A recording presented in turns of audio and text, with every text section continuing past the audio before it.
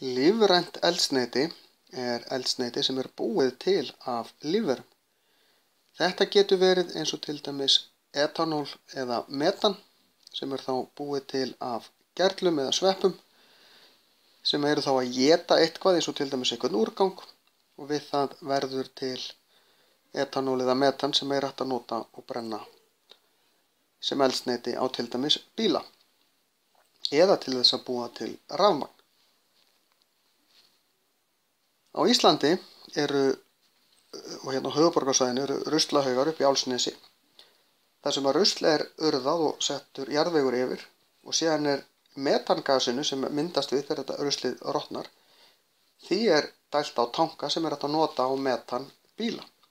Annars myndi metani fara bara út í andrúmsloftið og metan er lofttegund sem að veldur gróðurhúsaáhrifum, þannig að það er vont að láta metani fara út í andrúmsloftið. Það er í raun betra að nota það á bíla og brenna því það veldur minni gróðurhúsaáhrifum þannig.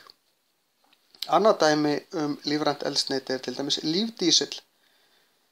Það er framleitt úr jurtaolíu, til dæmis repjuolíu. Það er ræktað svolítið af repju á Íslandi. En þá er búin til úr því olía sem er ekkert ósvipuð matarolíu og í raun í einhverju tilfellum hægt að nota sem matarolíu, þarf að hreinsa hana örlítið betur kannski.